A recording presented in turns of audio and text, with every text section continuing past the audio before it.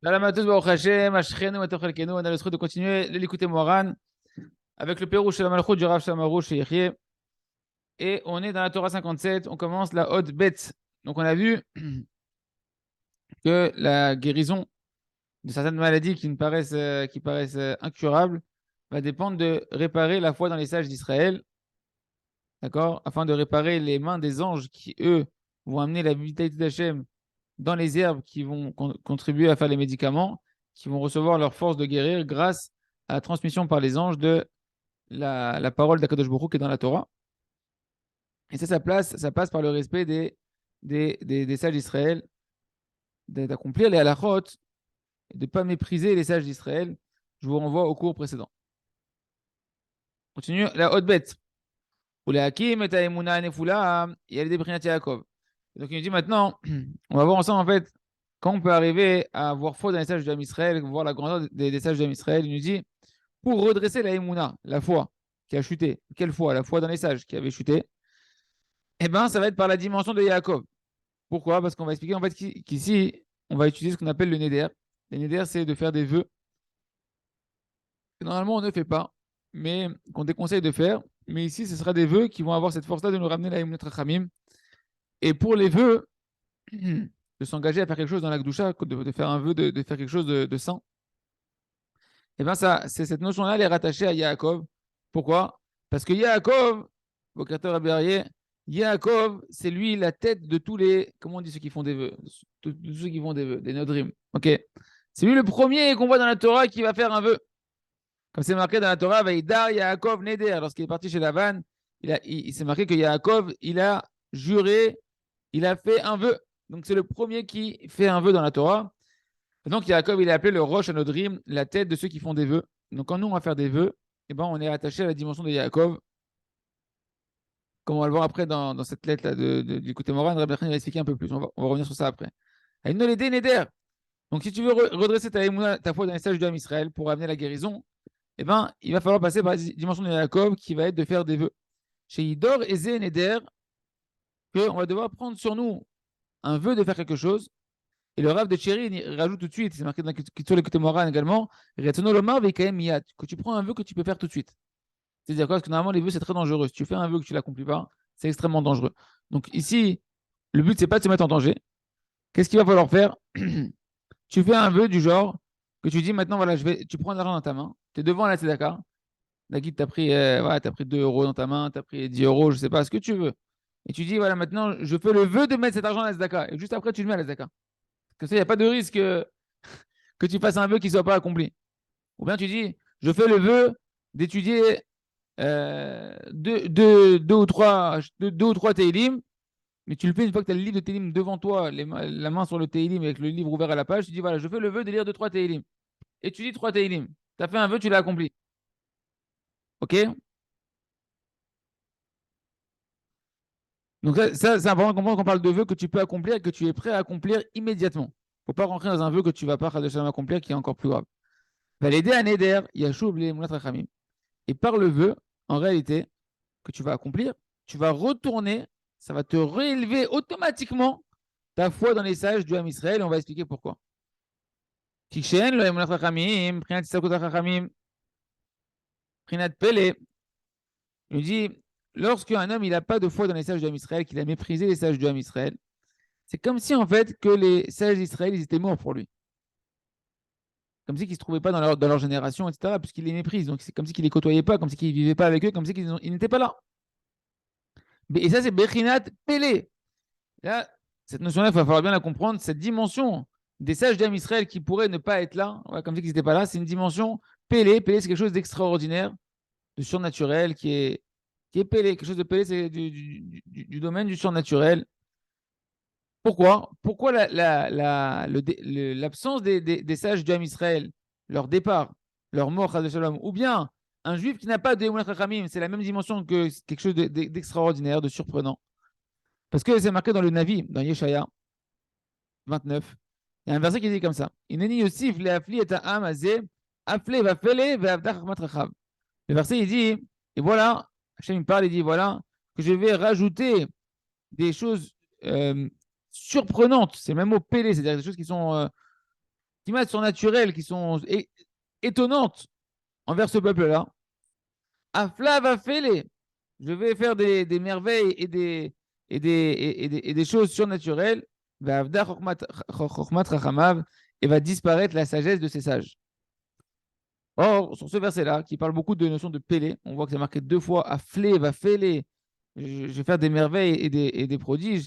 Ken, de quoi on parle là-bas? Va'avda chokhmat chachamav, que la sagesse de ces sages, elle va disparaître. Alors, on ne parle pas ici que Chaz Shalom, que il ramène ici le Rav Arush, le Kliyakar. Il dit pas c'est pas que la merveille, c'est qu'Hachem il va retirer il va faire mourir les Chachamim, Chas Shalom. Non, sinon il y aurait marqué Va'avdou Chachamim. Les sages ils vont disparaître. C'est pas non plus que la sagesse des Chachamim elle va partir. Non, ça serait marqué Va'avda Chokmam Chachamav. La sagesse, ça serait partie des sages. Mais en réalité, il dit le Kliyakar, qui ramène ici le Rav Arush, c'est que la Chokma, la sagesse pour le peuple, elle va être perdue. Mais en tout cas, qu'est-ce qu'on voit ici? Que lorsqu'Hachem il parle de la disparition de la sagesse des sages, eh ben, il emploie doublement en réalité la notion de Pélé. La notion de Pélé qui est extraordinaire. Dans le Midrash Rabbah, sur Echa, ils expliquent à les Chachamim que ce verset-là, il fait référence à une notion qu'on dit qu'elle est plus dure, il est plus dur le départ des Talmidei Chachamim, 2 fois plus encore que les malédictions qui sont marquées dans la Torah ou que la destruction du Beth Amikdash. Pourquoi? Parce que dans le Sefer Devarim, à propos des malédictions, c'est marqué, il y a un langage de prodige aussi, de quelque chose d'étonnant, de afla'a, de pélé, qui est marqué également dans ces malédictions là-bas, mais c'est marqué une seule fois. C'est marqué Veifla Hashem et Makotecha. Hashem, il va faire tomber sur toi des plaies qui sont étonnantes, qui sont surnaturelles. C'est marqué une seule fois. Tandis que quand on parle du départ des Chachamim, des sages, il y a marqué 2 fois le mot aflé va fêler. Quelque chose d'étonnant et de surprenant, qui est la disparition de la sagesse des sages. Et donc les Chachamim, ils apprennent que quoi? Ils apprennent que, en réalité, le départ des Chachamim, ouais, c'est quelque chose de pélé, et encore beaucoup plus, 2 fois plus que les malédictions ou bien que la destruction du Beth Amikdash. Et donc, on voit que le manque de Emouna dans les Chachamim, puisqu'on a dit que le départ de la sagesse, le départ des sages d'Israël, c'est la même dimension que quand toi, tu ne crois pas dans les Chachamim, parce que maintenant, toi, tu ne crois pas en eux, donc c'est comme s'ils n'étaient pas là. Et bien, c'est la dimension la dimension de Pélé, la dimension de quelque chose qui est étonnant, qui est surprenant. Et ça va être important pour comprendre le lien avec le Neder. Mais Tikono Shalafla Azot, Ainu Shasivka Shachachamim, Tikono Afla Shel Neder, le qui affile Indor Neder. Donc, comment tu vas réparer en réalité cette chose qui est surprenante, ouais, qui est le manque de Emouna dans les sages du Ham Israël, qui est représenté, qui est en rapport avec le départ des tzadikim, et ben c'est par quelque chose de surprenant aussi qui va être un éder. Un éder, un vœu, on va voir que dans le verset, le vœu, il va être lié à la notion de afla'a, de quelque chose qui est surnaturel, qui est extrêmement étonnant. Miprinat, qui afflie l'indor en éder. Quand dans Bamidbar, dans Sefer Bamidbar, chapitre 6, on parle là-bas du éder, de faire des vœux, et ben c'est pas marqué simplement lorsqu'il fera un vœu. Il est marqué qu'il afflie l'indor en éder, lorsqu'il va faire quelque chose de surprenant qui va faire un vœu. Donc le mot pélé, la notion de surprenant, d'étonnant, de surnaturel, eh ben, elle va apparaître également dans la notion de faire des vœux. Donc on a quelque part la notion de pélé qui apparaît dans le départ des tzadikim ou bien dans le fait qu'on a un manque de foi dans les tzadikim, qui est la même dimension. Et tu as la dimension de pélé qui apparaît dans le verset qui nous enseigne la notion du vœu, qui a fil dans Neder lorsqu'il va faire quelque chose de pélé, de faire un vœu. D'accord. Donc on voit que cette notion de pélé, elle est liée à la fois dans la foi des sages d'Israël et dans les vœux. Et pourquoi en réalité celui qui fait un vœu, le Rav Arush, il dit pourquoi? C'est quelque chose de mafli, d'étonnant. Rabbeinu Bechaï, il explique comme ça, il dit Visez les shon yafli mishon pliot chorma. Qu'un odeur y a assez d'avoir pélé, qui rova olam olchim acharat avatam. Visez shon odeur poresh matavot. C'est le pérouche du Rav Arush qui ramène en fait le Rabbeinu Bechaï dans la Torah, qui commente et qui dit pourquoi un vœu, c'est quelque chose d'étonnant, c'est quelque chose de surnaturel, de pélé. Parce qu'en réalité, les gens, ils font ce qu'ils ont envie, ils vont d'après leurs sentiments et d'après leurs désirs. Et celui qui maintenant il va faire un vœu, il va prendre sur lui de se séparer, parce que là-bas on parle notamment du nazir. Le nazir, c'est celui qui va se pousser les cheveux, qui ne va pas boire de vin, etc. Il va prendre sur lui des barrières pour limiter ses désirs. Et c'est quelque chose de surnaturel. Parce qu'un homme, naturellement, il va d'après ses désirs. Et donc, le vœu, il va être quelque chose de surnaturel où l'homme, il va prendre sur lui, à faire un serment de se limiter. Et donc, le vœu, il est appelé aussi une notion de pélé. C'est pour ça que dans le verset, il est marqué Veifli, qui afflie dans les der. Il faut quelque chose de surnaturel, de prendre un vœu, de se mettre des barrières sur soi. Et maintenant, on va voir le sens profond. Ou la shoresh, sham.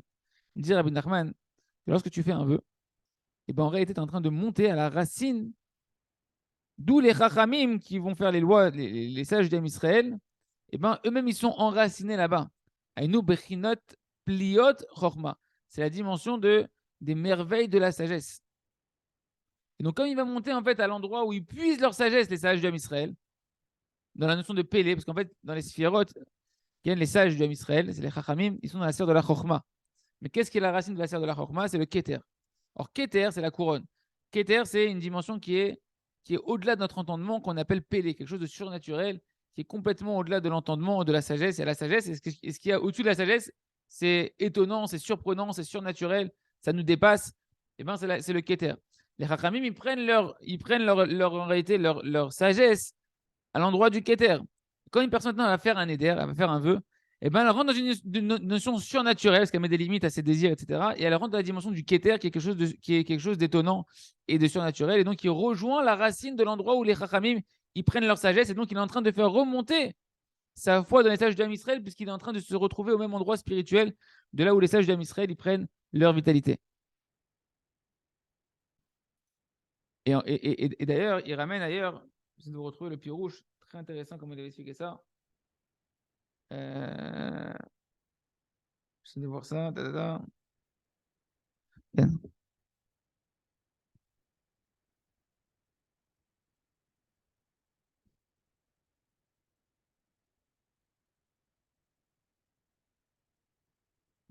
Je sais plus où je l'avais vu, mais il explique comme ça, en fait, qu'en fait, quand le verset, il parle ici de faire des néder, des vœux, ça ramène dans Mea Nachal, il ramène ce qui est marqué en fait dans Miset Isharim, que le vœu, ici, c'est pour un nazir. Un nazir, il veut se préserver et il va se mettre des barrières de ne pas, pour limiter ses pulsions, ouais, il va se mettre des barrières de ne pas boire du vin, qui peut l'amener à de la frivolité et après à des mauvais désirs. Il va se laisser pousser les cheveux, etc. Se faire des barrières. Et en réalité, les Chachamim, qu'est-ce qu'ils font? C'est marqué que les Chachamim, ils ont appris qu'on peut mettre des barrières à la Torah. Parce que les Chachamim, qu'est-ce qu'ils font? Ils mettent des barrières. Ils font des siagim à la Torah. Ils font des barrières. Les Chachamim viennent mettre des lois pour préserver la Torah afin que tu aies une barrière qui t'empêche de trébucher dans l'intérieur de la Torah et de préserver la Torah. D'où ils ont appris qu'on peut faire en fait des lois pour préserver quelque chose? Et ben, c'est du nazir. Du nazir que lui-même, la Torah, elle lui permet de mettre des barrières pour se limiter et se préserver de ne pas arriver à l'interdit. Et donc, les Chachamim, ils ont appris du vœu, du Neder, à mettre des barrières. Donc, quand toi, tu prends un vœu sur toi maintenant, tu rentres dans la même dimension de la racine de là où les Chachamim, ils ont appris comment faire toutes leurs halachot, qui sont des barrières pour préserver la Torah, qui sont du Neder, du Nazir. Ouais, David. Ça peut être orgueilleux aussi de se dire, bon, moi, au départ, je refuse les barrières parce que je ne reconnais pas enfin, pas moi, Razé Shalom, les paroles des sages. Et donc, moi, je vais faire un éder parce que, bon, moi, je peux mettre la barrière que j'ai envie de me mettre. Et ça réparait le fait qu'on refuse les barrières des sages, mais moi, je vais mettre une barrière que moi, j'ai décidé. En réalité, c'est pas que je me mets une barrière que moi j'ai décidé, c'est que une personne qui veut faire chouva sur ça, le fait qu'elle va faire un éder maintenant, donc une personne, c'est pas je m'en fous de ce qu'ils disent des sages et moi je me ma barrière que je veux. C'est que lui, il a déjà endommagé la barrière des Chachamim. La notion de Chachamim, des barrières qu'ils ont mis pour préserver la Torah, lui, en méprisant les sages, en disant que, attends, ils sont qui, eux, pour venir rajouter sur la Torah écrite des lois et des mesures, etc. Quand il fait ça, il a endommagé cette barrière des Chachamim. Donc leur croyance des Chachamim, elle a été bafouée. Maintenant, quand il veut réparer ça, il a une maladie qu'il voit qu'il ne guérit pas, il commence à réfléchir, on lui apprend, il veut réparer ça. Eh ben, non seulement, bien sûr, qu'il doit se soumettre au Chachamim, mais pour avoir la force de faire remonter cette émouna dans les sages, le fait de faire un éder, Mais un éder que tu peux tenir, c'est pas je rajoute une. Tu vois, comme on l'a dit, tu prends une zdaka, tu viens, tu dis je prends sur moi, je fais le vœu de mettre cette zdaka dans la coupa de zdaka, et que tu le fais. À ce moment-là, cet acte de neder, eh ben, il t'amène à la racine de là où les sages d'Israël ils puisent leur sagesse. Et on voit que même les sages d'Israël, ils ont puisé leur. Le message il ramène qu'ils ont puisé leur capacité à comprendre qu'on peut faire des barrières, et donc à faire toutes les lois qu'ils ont fait, puisque lui, il a bafoué. D'où ils ont appris du Neder, du Nazir, que lui, il a mis des barrières, des choses qui étaient permis, et qu'il les a, il s'en est préservé. Donc le Neder, en fait, il te donne la force. C'est un ascenseur spirituel qui fait remonter ta Yemet Rachamim à la source de là où les Rachamim ils puisent leur sagesse, qui est la même dimension que le Neder. Ok. Maintenant, c'est bien évidemment que cette personne-là doit faire tchouva sur le fait qu'elle va écouter les Rachamim et qu'elle va regretter et prendre sur elle d'accomplir la lacha. Simplement, c'est un moyen, un ascenseur, un vecteur qui va te permettre de réparer. Il y a un lien spirituel entre le Neder, que nous, on ne connaît pas, que Rav Nachman, il va nous découvrir en fait une clé spirituelle, que le Neder, il a la même racine spirituelle que là où les sages d'Israël Israël ils puisent leur sagesse. Et donc, quand tu fais ça, directement, tu te reconnectes à un endroit en fait extrêmement élevé, qui est l'endroit où les Chachamim puisent leur sagesse, qui est le Keter, parce que les Chachamim, ils sont la dimension du Pélé. On a vu que la mort des Chachamim, c'est Pélé Plaïm, et que le Neder, c'est aussi une dimension de Pélé. Mais qui tu remontes à la même source spirituelle, et donc tu fais remonter ta foi dans les sages d'Israël par un conseil pratique très simple, en fait, si tu veux. Ça demande bien sûr beaucoup de foi dans les sages d'Israël, parce qu'ici, il faut avoir foi en Rabbi Nachman, beaucoup de tmimout, et de se dire, eh ben, pas shoot, je vais prendre une pièce à la Zdaka. Je vous invite tous à le faire aujourd'hui. On ne sait pas si peut-être qu'on a fait peut-être qu'on a pu mépriser des paroles de Chachamim, prendre un Teilim, et voilà, je prends sur moi de faire ce Teilim, je fais le vœu de faire ce Teilim, et tu le fais juste après. Pas genre, tu le dis maintenant et tu le feras tout à l'heure. Non, tu le feras quand tu es prêt à le faire. Vous savez, il n'y a pas de risque que tu ne le fasses pas. Et c'est un ascenseur spirituel qui te fait remonter tes Emunat Chachamim. Bien évidemment que derrière, pas shoot que tu vas te soumettre au Chachamim et que tu vas accomplir les lois des Chachamim, qui sont les halachot, etc. Et donc, automatiquement, vu que tu remontes à la racine de là où les Chachamim puisent leur source, eh ben, tu vas te remettre à comprendre la grandeur des Chachamim et à les honorer et à respecter leurs lois. C'est un truc de fou. Hein. Il n'y a que Rabbi Nachman pour te venir te donner un ascenseur comme ça qui est complètement inconnu, que tu ne pourrais jamais trouver, et te faire le lien que c'est lié avec des maladies qui n'arrivent pas à être guéries, etc. Là-dessous, va les aider. Ou Shav ou Mamin Bahem, il dit grâce à ça, qui remonte maintenant à la racine de l'endroit où les Chachamim, par son éder, il remonte à la racine, par son vœu, il remonte à la racine de l'endroit où les Chachamim, ils puisent leur sagesse. Ils voient la grandeur, parce que c'est le Keter. Le Keter, c'est l'endroit le plus haut. C'est-à-dire qu'ils waouh, ils viennent de là, les Chachamim, de là, ils puisent leur loi que moi j'ai bafoué. Mais c'est inconscient, tout ça. Tout ça, c'est inconscient qui se passe dans la personne. Alors, à ce moment-là, il retourne à retrouver sa foi dans les sages d'Israël. Et il pourra donc se relever de sa maladie qui était incurable, qui provenait du mépris des sages d'Israël.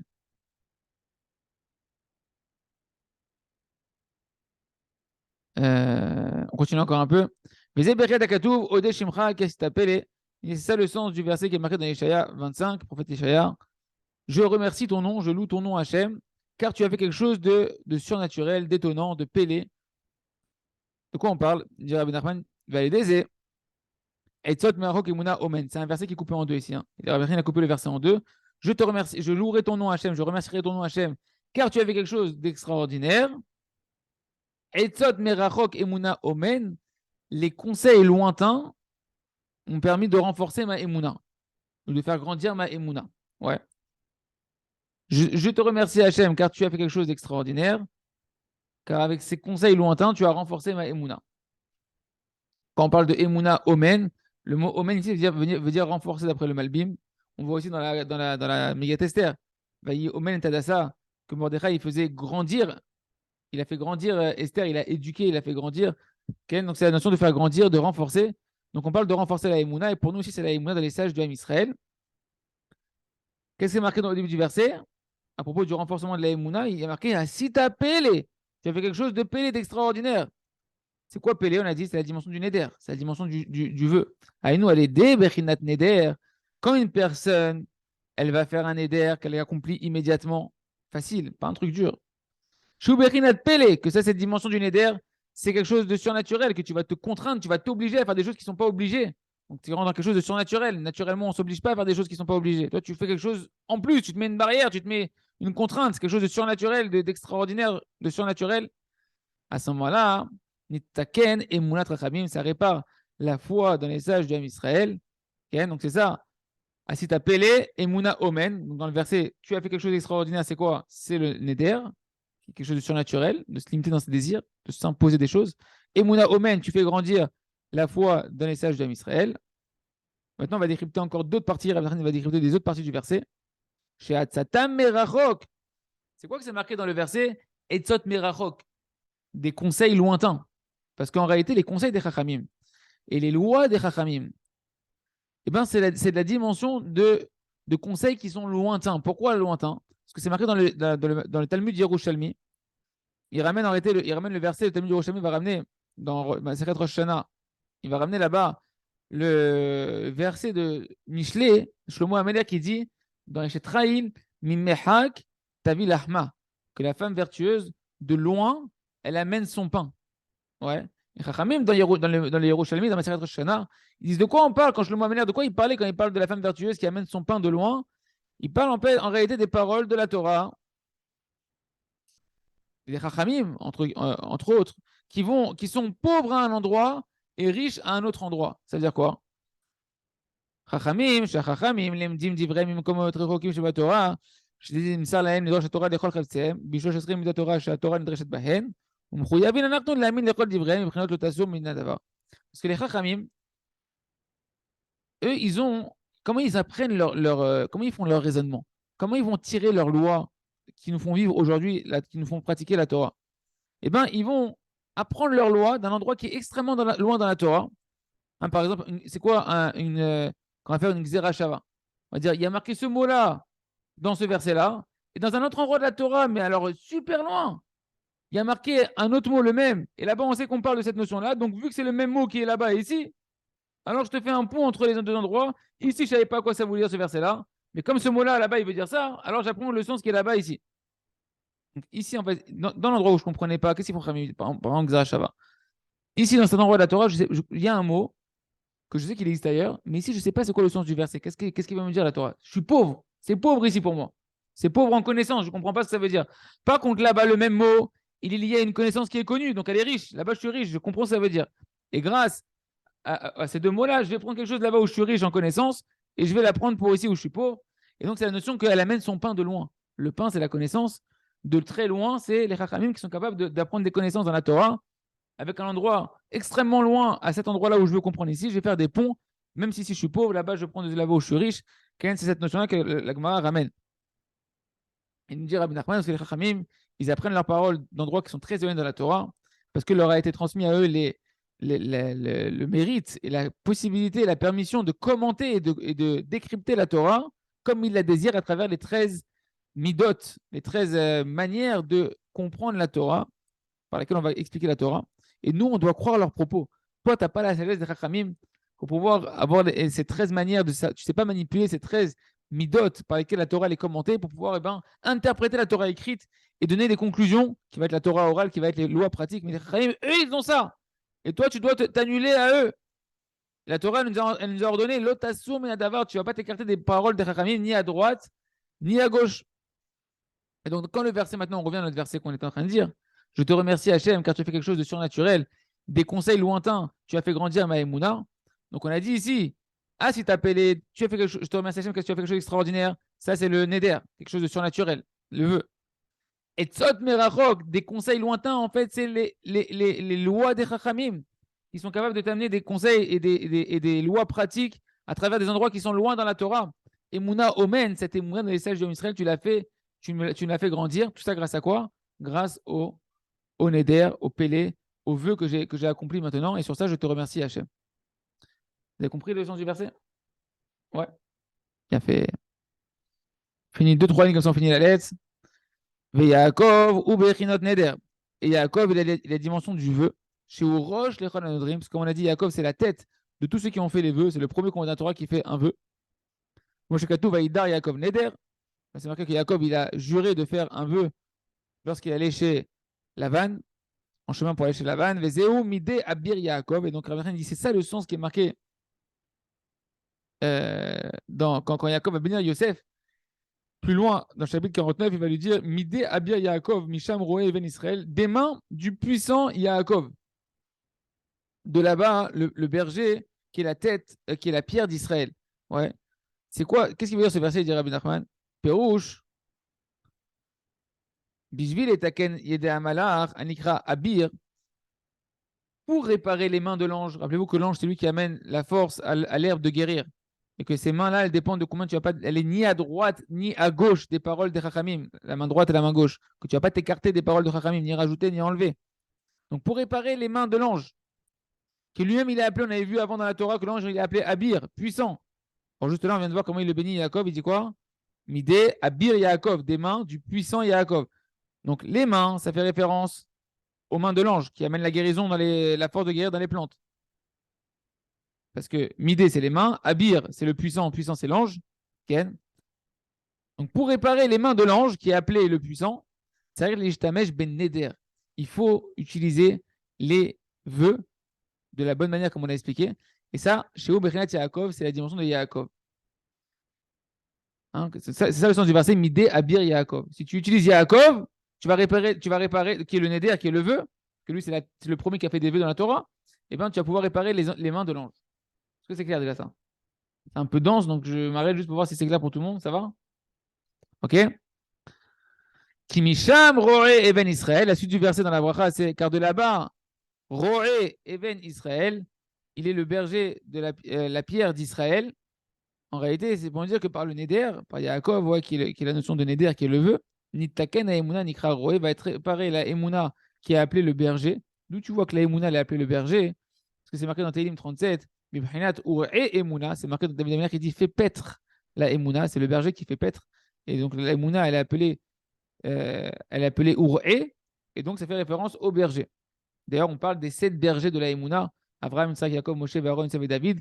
Ce sont les 7 bergers de la Emouna. Ce sont eux qui vont nous enseigner dans chaque génération, qui vont nous faire descendre et faire rentrer dans le Ham Israël en héritage la Emouna.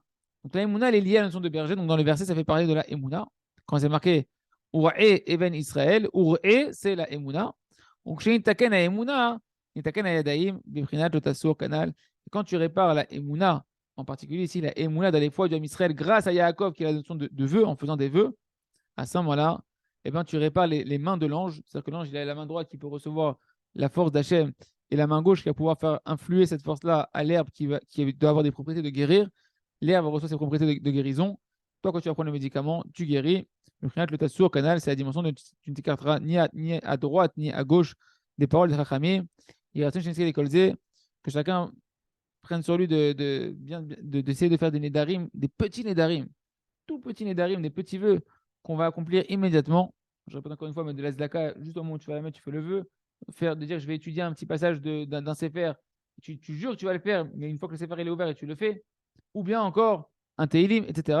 Et comme ça, réparer la témoin Rachamim et donner la possibilité à Kadosh Baruch Hu de nous guérir et de n'avoir aucune maladie sur nous. Merci, je les Kolze, Hazak, Venit Razek. On a fini la haute bête, on commencera la haute guillemette dans le prochain show.